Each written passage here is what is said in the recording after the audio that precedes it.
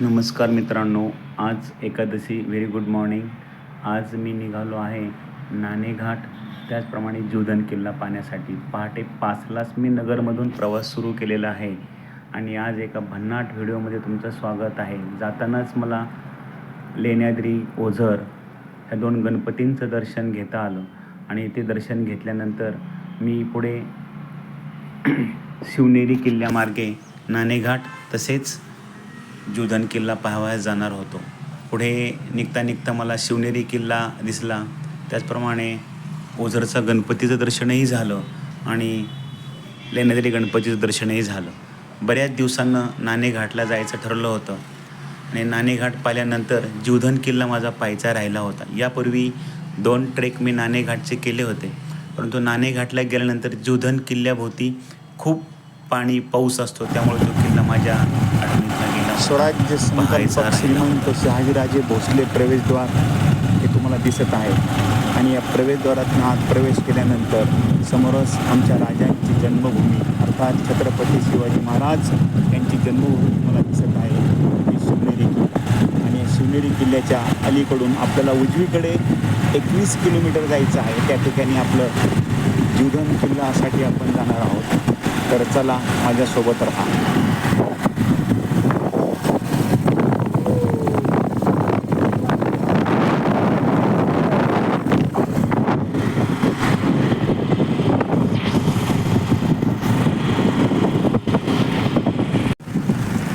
सह्याद्रीच्या कड्याकापारात गुलाल भांडार उधळून घोड्यांच्या टापांचा आवाज ज्यांनी दिल्लीच्या तख्तापर्यंत नेला, असे आमचे छत्रपती शिवाजी महाराज यांची जन्मभूमी अर्थात शिवनेरी किल्ला. मुख्य चौकात मी आता या ठिकाणी आलेलो आहे आणि माझ्या पाठीमागे इकडं माळशेज घाटाकडे हा रस्ता जातो आणि इकडे डावीकडे जो रस्ता आहे तो ओझरचा गणपती, पाठीमागे इकडं शिवनेरी किल्ला आणि आपल्याला जायचं आहे या बाजूला जीवधन किल्ला. छत्रपती शिवाजी महाराज की जय. नाणेघाटला जवळ आल्यानंतर नेहमीप्रमाणे तिथे खूपच पाऊस होता. नाणेघाट त्या नाणं ठेवण्याच्या ठिकाणचं दर्शन घेतलं, पाहिलं. नाणेघाटामध्ये खाली डोकावून पाहिलं तर खूप पाऊस धुके असल्यामुळे खाली जाण्याचं टाळलं, कारण की मागच्याच वेळेस नाणेघाट मी पूर्ण एक्सप्लोअर आपल्यासाठी केला होता आणि यापूर्वी 2दा पाहिलाही होता. लवकरच जीवधन किल्ल्याकडे जायचं होतं, परंतु समजलं की जीवधन किल्ल्याला जायचं म्हणजे खूप ऊन, वारा, पाऊस. आणि तरीही ठरलं होतं यावेळेस नाणेघाट जंगलातून आणि जीवधन जवळजवळ 1 किलोमीटरपर्यंत तर चला पुढे जायचं आहे. अतिशय भीतीदायक वातावरण या ठिकाणी आहे. सध्या मी एकटाच आहे, सोबत कोणी नाही आणि या घनदाट जंगलातनं समोर जीवधन किल्ला पाहण्यासाठी आता मी जात आहे. खूप थ्रिलिंग एक्सपिरियन्स मला येत आहे. थोडीशी मनात भीती वाटते. आजूबाजूला दाट जंगल आहे. अचानक वरच्या बाजूने पाणी येण्याची शक्यता आहे. वरती जोराचा पाऊस झाला अशी माहिती मला खाली समजली. चला तर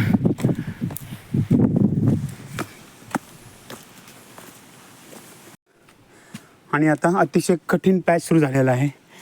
हे पहा, या बाजूने वरती आलेलो आहो आणि आता खूप पावसामुळे रस्ता खराब झालेला आहे. लहान मोठे दगडं रस्त्यात पडलेले आहेत आणि इथून रस्ता काढताना दमछाक होते. मला जीवधन किल्ल्यावर जीवन नावाचा मित्र भेटला. तो आता मला इथून पुढे गाईड करणार आहे. हे पहा, रस्ता पूर्ण दगडं अस्तव्यस्त पडलेले आहेत आणि अजून 40% किल्ला वरती चढून आलेलो आहोत. आणि आता सुरू झाले आहेत कातळ दगडातील पायऱ्या. हा उंच कडा आणि या पायऱ्या अतिशय कडक दगडात कोरून तयार केलेल्या आहेत. यापूर्वी आपण हरिहर किल्ला, कलावंतीन बुरुज या ठिकाणी या पायऱ्या पाहिलेल्या आहेत. चला तर. हो शका असतं की पाणी देतं ते पाणी पूर्णपणे फिल्टर करून आणलं. बंद करून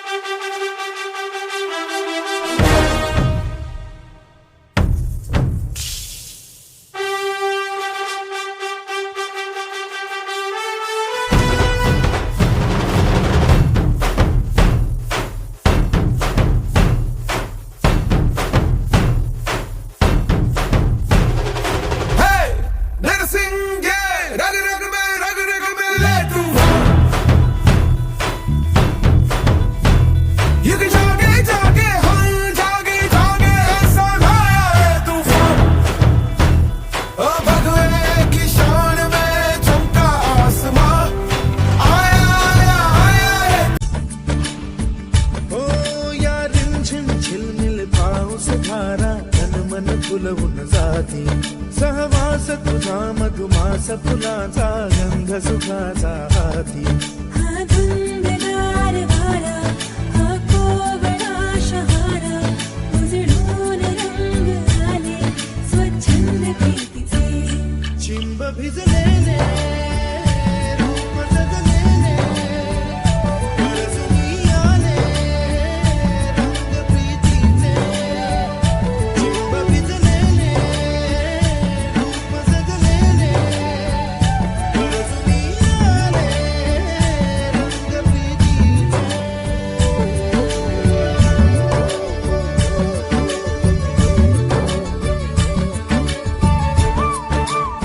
कल्याण दरवाज्यातनं आत आल्यानंतर या ठिकाणी एक छोटीशी गुहा आहे. काही पर्यटक या गुहेमध्ये पावसापासून बचाव करण्यासाठी आडोसा घेऊन बसलेले आहेत आणि एक छोटा जवान देखील वरती आलेला आहे. हाय.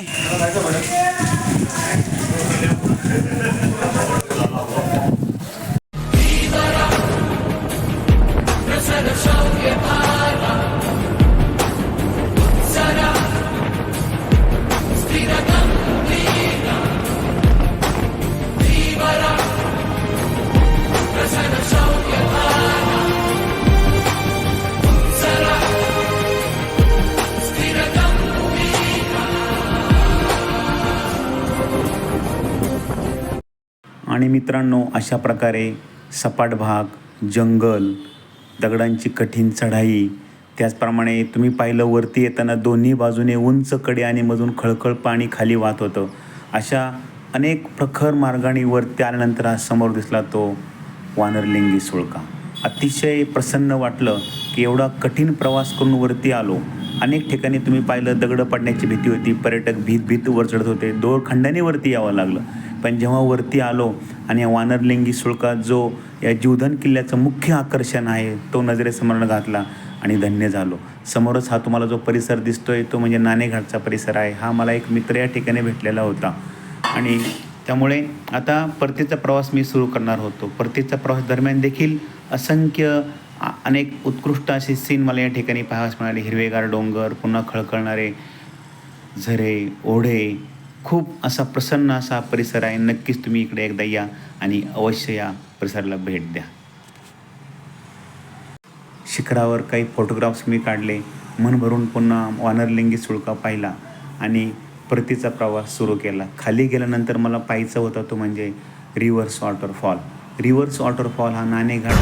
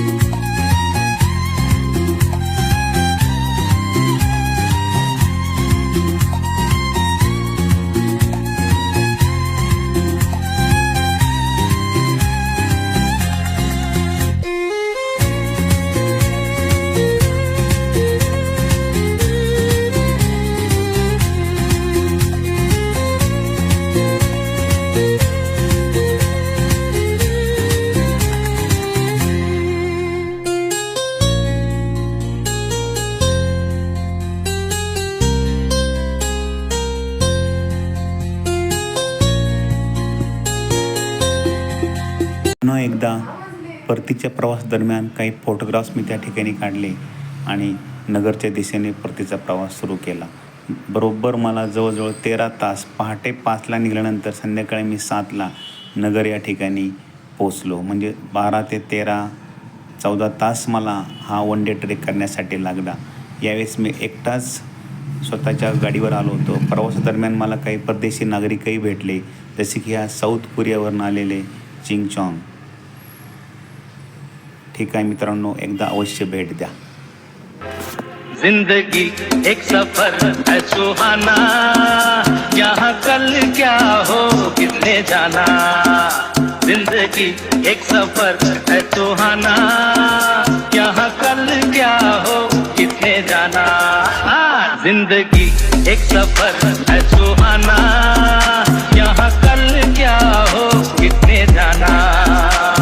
अरे ओडले ओडले ओ, ओडले ओडले ओ, ओडले ओडले ओ, ओडले ओडले ओ, ओडले ओडले ओ, ओडले ओडले ओ, ओडले ओडले ओ।